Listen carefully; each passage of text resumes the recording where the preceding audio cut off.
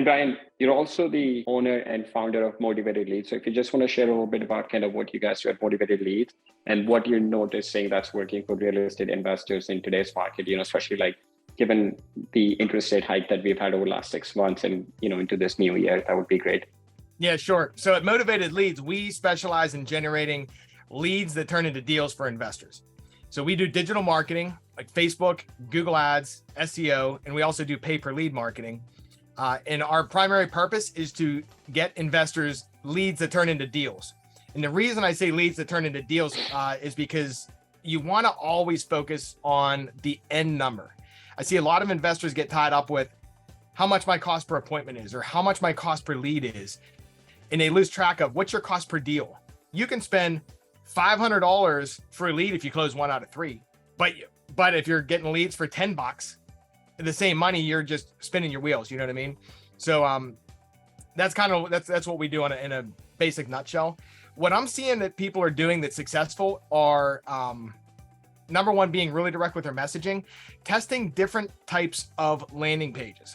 So you have your core website, and then constantly be testing. So in this market, things are changing so fast. So for example, whenever the hurricane just went through Tampa a couple months ago, we saw, we pivoted ads for people in Florida saying, hey, we buy flood damage houses, we buy water damage houses, things like that. And that seemed to get a really good cost per lead. So whatever market you're in, keep your ear to the stone and see, okay, what's going on here? What are sellers dealing with? And can we make creatives and ads that will relate to them? I see other things people are doing too. A lot of people try to make websites that are too fancy. So people will make websites that look corporate or look like the super fancy websites.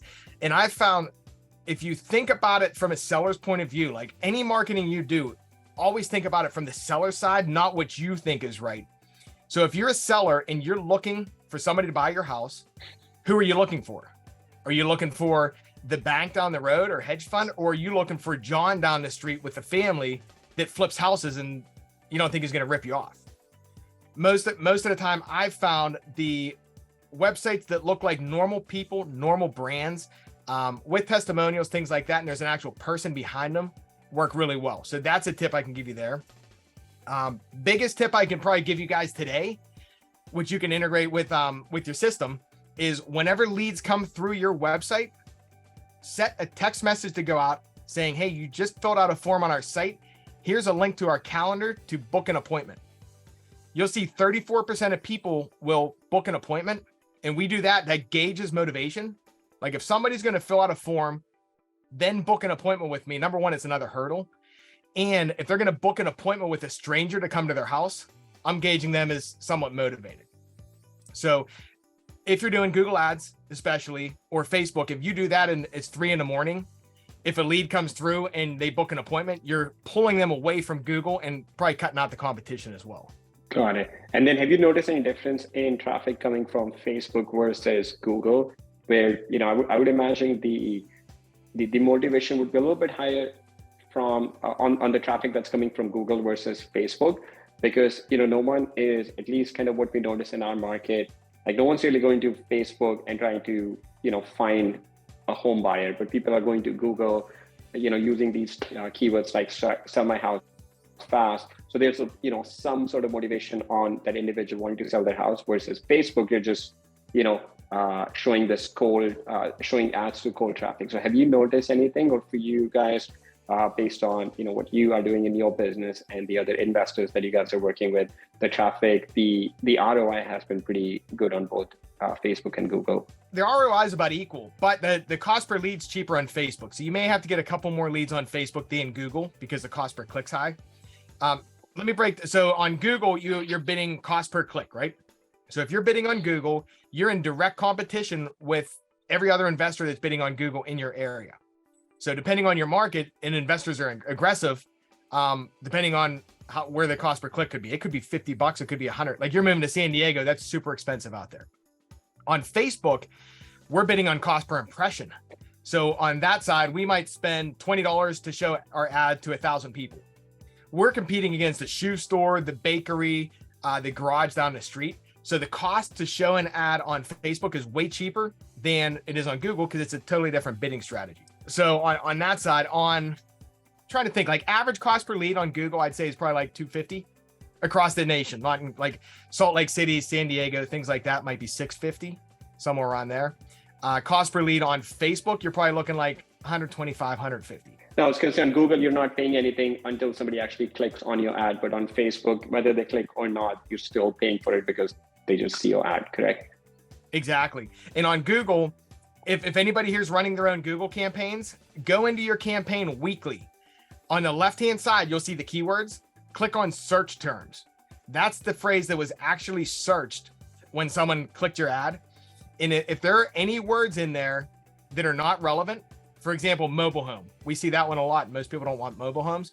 Take that word mobile and put it into negative keywords. That'll pause, like you will not show any more times whenever mobile home shows up, right?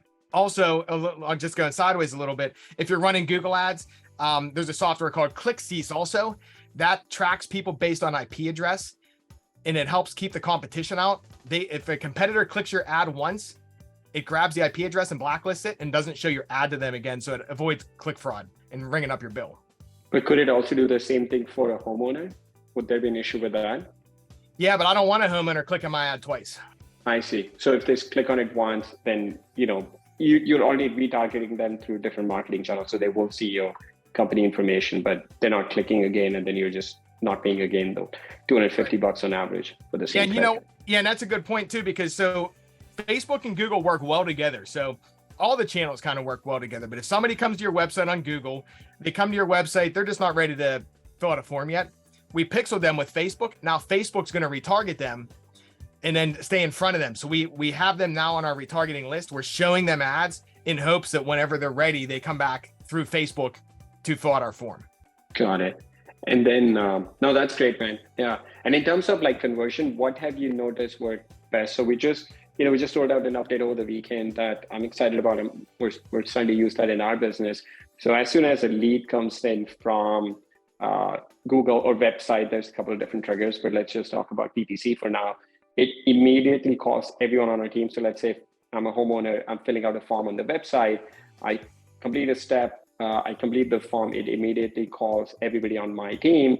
We pick up, let's say if I pick up the call, as the team member, then it calls the motivated seller and says, hey, I just noticed you're filling out a form on our website, and then it gives like the owner's name, property information, and like a couple of other pieces of information. Like what have you noticed once somebody comes to your website in terms of converting best? Is it just sending them a text message to schedule an appointment, or is it getting them on the phone and just kind of talking through and setting up an appointment from there on the phone? Yeah, or getting make them an on offer the phone. even possibly. You want to get them on the phone as fast as possible. So I'm glad you brought that back up, because I was talking about the text. The text is like a backup plan. Got it. Yeah, so when someone fills out a form, we want to call them immediately. We text them at the same time. So the text goes out automatically and we're calling automatically. And if they say, yeah, I just booked an appointment, then we just go into, oh, great. Well, let me just ask you a couple questions. But speed is so important in this space, especially with Google pay-per-click, because there's 3 ads up at the top. So someone might fill out yours and then the 2 underneath. First person that gets back to that lead that they feel comfortable with, a lot of times they just quit answering the phone, like for everybody else. Yeah, no, that's what we have. The name of the feature is called Speed to Lead. It immediately somebody completes a form. It, basically within 45 to 60 seconds, it starts ringing the homeowner. So before and the whole idea is before they go on to another website, that's what we noticed in PPC. When somebody's going on PPC, online, filling out a form, they're not just filling out your website, they're filling out a bunch of different websites. But if you can just call them immediately from a phone number that they see on your website and they see ringing, as soon as they complete the form on your website, then that prevents them from going on to other websites, and then you can just kind of move them into your funnel. So that's good to know. And that's huge too. That one feature you guys have will make a lot of money. Yeah, no, we're excited about it. So no, we already have like the bigger teams already starting to use it, just especially with the PPC. You're spending so much money on those leads. And it's not just you, especially in PPC, there's like so much competition. But if you can be the first company to reach out to that person, and it just shows that, you're like on top of these leads, like somebody's filling out a form and they see phone ring up from the same phone number that they saw on the website, immediately, that starts the sales process. So